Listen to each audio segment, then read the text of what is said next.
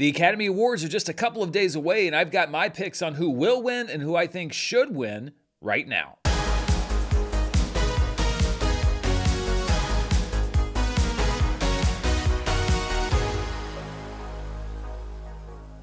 Hello everybody, I'm Dan Murrell here with my annual video where I pick every single category at this year's Academy Awards. There's 24 of them now with the addition of the casting category. That's right, it's time to set aside all of the trivial stuff we've been talking about, like what Jessie Buckley thinks about Cats or Timothée Chalamet's opinion on the relative popularity of ballet and opera over the decades, and focus on what's really important. Who's going to walk home with a shiny gold statue from a Hollywood theater? So I have made my picks in all 24 categories. I'm going to break it down as far as who I would vote for, who I think will win on Sunday night, and then one other nominee to watch out for as a potential upset. And I have to say, it feels like I say it every year, but I do mean it every year, and I mean it more this year. I have no idea who is actually going to win. This seems like the most wide open Oscars across the most number of races that I could remember in a very, very long time. So my confidence in these picks is very low, but I thought very long and very hard about it, and I'll explain why I picked what I picked in every category. So let's get started, and we will start with the writing categories because these movies wouldn't exist without the writers. And let's start with Best Adapted Screenplay. Now, if I were in the Academy, I would vote for Begonia because I think that there was not just an adaptation of the source material, but a lot of addition to that really made that a special film. It was a movie I really liked last year. I think that One Battle After Another is going to take this. I think Paul Thomas Anderson is going to walk away with an Academy Award for writing the film. But if I was going to pick one to look out for, I would say Hamnet. It tugs on the heartstrings. It is a very Academy-like movie, and if I could see an upset there, I think it would be for Hamnet. In the Best Original Screenplay category, my vote would go for Marty Supreme. I really, really liked that movie. I actually really liked all of the nominees. It was really tough for me to pick just which one I would personally single out. But I think that Sinners has a pretty good lock on this category. I think that Ryan Coogler is going to walk away with the Academy Award for Best Original Screenplay. And listen, in my top 10, Marty Supreme is number 2, Sinners was number 3, so I wouldn't complain about that. But I think that you should probably look out for Sentimental Value. Again, I think that there's very low upset potential here, but Sentimental Value got a lot of Academy Award nominations, and if something is going to bump Sinners out of the way, that would be the movie that I would pick. Let's move now to some of the technical categories, which are kind of a mixed bag. Some of them are slam dunks, some of them are a little bit harder. We have both of them this year. Let's start with one that I think is a slam dunk, and that is Best Visual Effects. I would vote for Avatar, Fire and Ash. I think the Academy is going to vote for Avatar, Fire and Ash. It's tough for me to imagine any other movie winning the award. If I was going to pick one to look out for, which I am, because that's what I do in this video, I would say Jurassic World Rebirth, but I think that Avatar has its third visual effects Oscar pretty much on lock. Let's move now to Best Makeup and Hairstyling. I would vote for Kokuho, which was actually the last movie in my Oscars death race. I watched all the movies except for 2 of the films with Best Original Song nominees. I didn't watch the Diane Warren documentary, and I also didn't watch Viva Verdi. I try to watch every movie. I just didn't have time this year. I may go back and watch those final 2 just so I can say I completed it, but I did watch Kokuho all the way through, which is a 3-hour movie about kabuki theater, and that would be the movie that has my vote because it involves both makeup and hairstyling, not just in the kabuki sequence. They're also aging and de-aging characters, and I thought that it was really well done. I think that Frankenstein is going to win the Academy Award, and I don't really have any complaints about that. I liked the makeup and hairstyling in the movie, and if there's going to be one to look out for, again, Kokuho I think has the most obvious makeup and hairstyling, so if there's going to be an upset there, I think that's the movie that would do it. Let's move now to Best Editing, which is a category that is near and dear to my heart. I would actually vote for Sinners in this category, and it's one of the few categories where I'm picking it as one that I would vote for, but not the one that I'm going to pick to win. I'm picking One Battle After Another to win. It's a very low confidence pick. I could see Sinners winning, but I think the one to really look out for is F1. Again, a lot of times in technical categories, best editing and most editing are interchangeable, and F1, I think, would have the most obvious editing, so I think it's got a shot to win this category. Moving on to Best Cinematography, this is such a tough one to pick. I would vote for Train Dreams, which was a great movie, and I think it's got a really good shot of actually winning the Academy Award.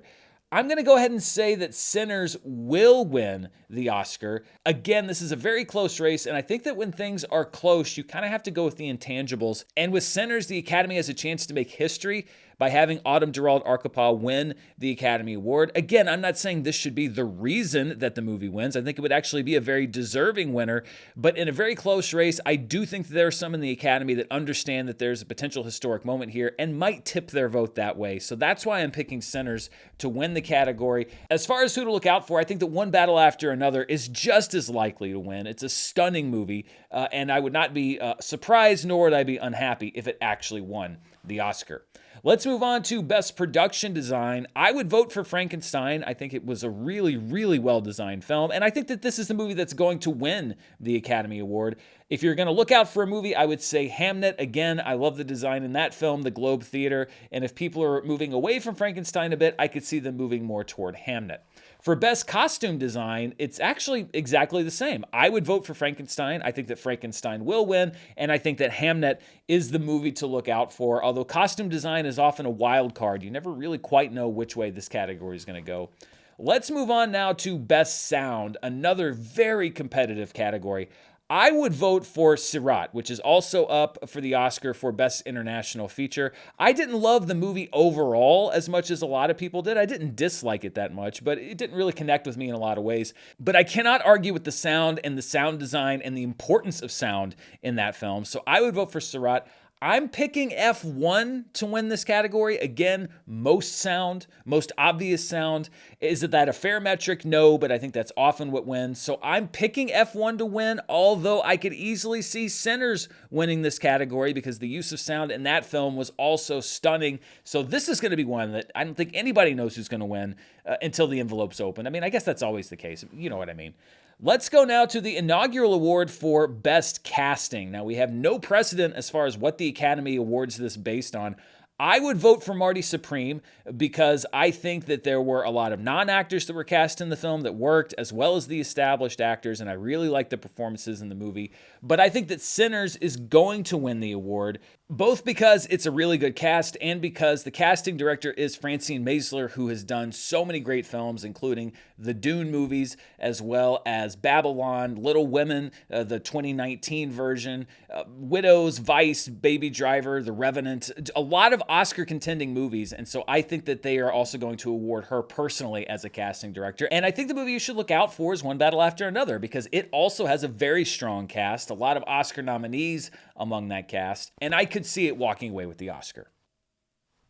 Let's move now to the three categories that I often say could make or break your Oscar pool, and that's because they are completely unpredictable. I'm talking about the short categories. Once again, I watched all 15 short films this year and still pretty much just threw a dart to try to figure out who was going to win. So let's start with the best live action short. I would vote for a short called A Friend of Dorothy, which I think was really well done, really emotional. I loved the acting in it. It was very sweet. As far as who will win, again, I don't know if it's going to be either one of these two that you see on screen, but I'm going to go ahead and say that A Friend of Dorothy will win because of the emotional resonance. But I think the one you should also look out for is one called Two People Exchanging Saliva. It is much more avant-garde, but that could attract the cinephiles a little bit more than A Friend of Dorothy. Maybe they think that one is a little too treacly or sweet or whatever you want to call it.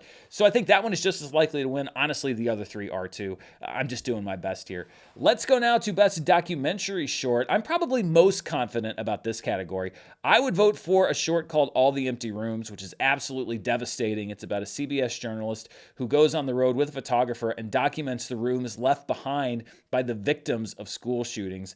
It is not a fun documentary to watch, but it is a very, very good one. I think that is the one that will win the Academy Award. If I was going to pick one to look out for, I would say maybe The Devil is Busy, which looks at the day-to-day life at a Georgia abortion clinic. But again, the other three, who knows?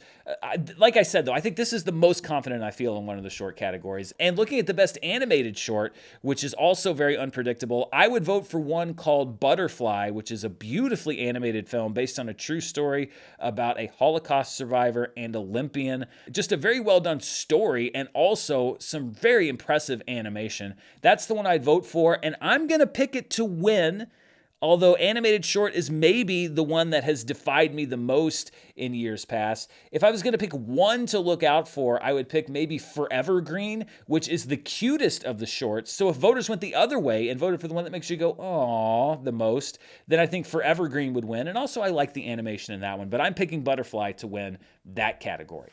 Let's move on now to the music categories, and we will start with Best Original Score.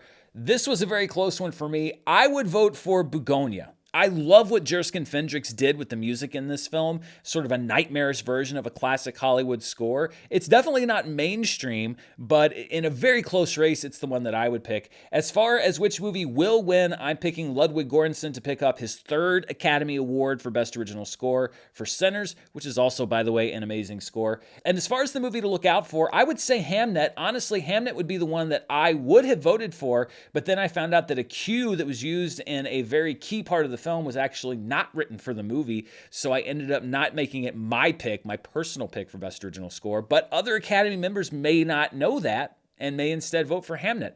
But I'm sticking with Sinners to take home the Oscar. Let's go now to the Best Original Song category. I often accuse the winners here of never being a song you'd actually listen to. I think in either case, the winner here would break that streak. I would vote for Golden from K-Pop Demon Hunters, and I think that that's the song that's going to win. I'm also pretty confident in this pick. I Lied to You from Sinners is the one to look out for, and I think it is possible that it wins, but Golden seems to be on such a roll, and what I love about it and why I think it would be a good winner in this category is it's not just a good song, it's a song that is integral to the plot of the film. When you have a movie that's about a song that's going to save the world, you better write a darn good song, and I bought it. I bought that this song could actually save the world. So it's actually important to the movie. Sinners, though, and I Lied to You has the same argument because the song in that scene, I think, is the best scene in the film. So it's not a slam dunk here, but I'm sticking with Golden to win Best Original Song. Sorry, Diane Warren, you're not going to win again this year, and our blood sacrifices will have to continue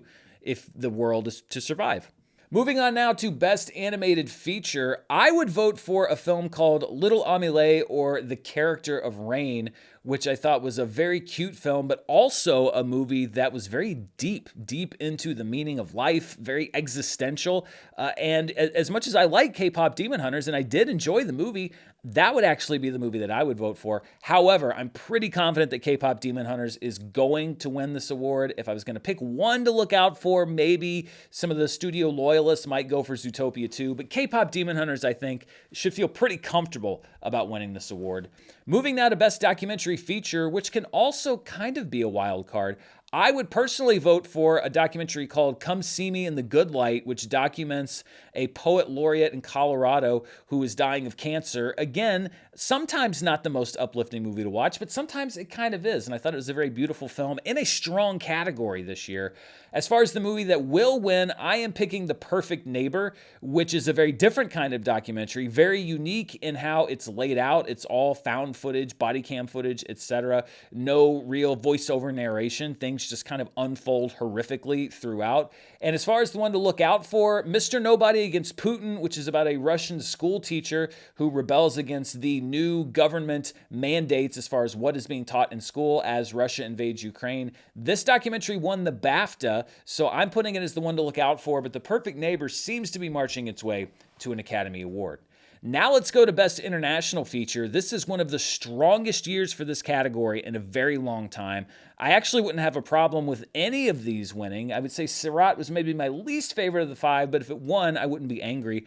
I would personally vote for Sentimental Value, which is one of my favorite movies this year, and I'm picking Sentimental Value to win because it had so much support from the Academy in other categories. But I don't think you could count out The Secret Agent, which would mean that Brazil would have won this award in back-to-back years. It's gotten more than a puncher's chance, I think, of winning the Oscar, but Sentimental Value is the one that I think is going to win. Let's turn now to the big 6 categories, if you will, the 4 acting categories, as well as Best Picture and Best Director. And we will start with Best Supporting Actor. This is a total toss-up.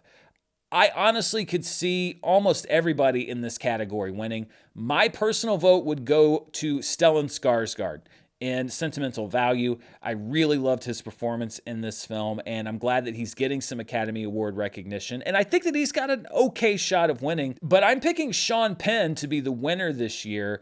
only because he won the BAFTA and he won the actor award. Those are usually pretty good indicators. I think that this year is going to be very unconventional, though. I think a lot of the conventional wisdom is going to go out the window. However, in a toss-up category, he's the one I'm picking. But I think you have to look out for Delroy Lindo in the Best Supporting Actor race. And as we go through these races, and really as we've gone through the past ones, I think it's possible that there could have been a major swing towards Sinners, especially in the last couple weeks before voting closes. And if there is a major Sinners swing, then I think that you could see, as you've seen, Sinners has been my alternate choice in several of these categories. If the Academy swung big towards Sinners and just voted straight down the line, I think you could see it picking up a lot of wins in a lot of categories that I don't currently have it winning. One of those is Best Supporting Actor. Delroy Lindo is a veteran actor. I think he's been under-recognized by the Academy, and a lot of people might be happy to see him win, especially because Sean Penn has been out in front for so long, but I'm sticking with Sean Penn to win the Oscar. In the Best Supporting Actress race, this one is also an absolute toss-up. I think really Tiana Taylor, Wunmi Mosaku, and Amy Madigan are all almost as likely to win. I honestly don't have a favorite among the five. I would be happy with any of them winning, but I had to put down one that I would vote for, so I picked Wunmi Mosaku because I think that she was very good in Sinners. However, I think that Amy Madigan seems to be the favorite here. She's a veteran. She had a great, memorable performance, maybe the most memorable part of the movie that she was in. And it really wasn't like any other performance in 2025. So I think that things are moving her way, but this is a very low confidence pick. I think that Wunmi Mosaku is the one to look out for, although Tiana Taylor wouldn't surprise me. Really nobody would shock me here, but I'm going with Amy Madigan to take home the Academy Award. Of the 4 acting races this year, 3 of them right now I think are pretty much wide open. There's one that's not, and that is the Best Actress race. Jessie Buckley has dominated this leading into the Oscars. She's won every major award that you can think of. I don't think people really care about what she thinks about Cats, and so she would be my personal vote for the Academy Award. I think she's going to win the Academy Award. You can never be 100% sure that you're going to win an Oscar, but I think that Jessie Buckley is as close as you can get to being locked in. If you were going to pick one to look out for, or if I was going to, I would pick maybe Rose Byrne, who was also great in If I Had Legs, I'd Kick You. Maybe there was a split vote situation or something like that. But I think that Jessie Buckley, if you're doing a confidence pool, I would actually put this as my most confident pick for the entire night. Now let's get to the award that has generated the most press and the most publicity over the last couple weeks for a variety of reasons, none of them particularly good. I'm talking about the Best Actor race, and let me say up front, I think that all 5 nominees have a legitimate, not just like a 1 in 100 shot, a legitimate chance to win. I honestly do. Looking at my picks, though, if I was going to cast my vote, I would actually vote for Ethan Hawke in Blue Moon in an exceptionally strong category. His was my favorite of the 5 performances.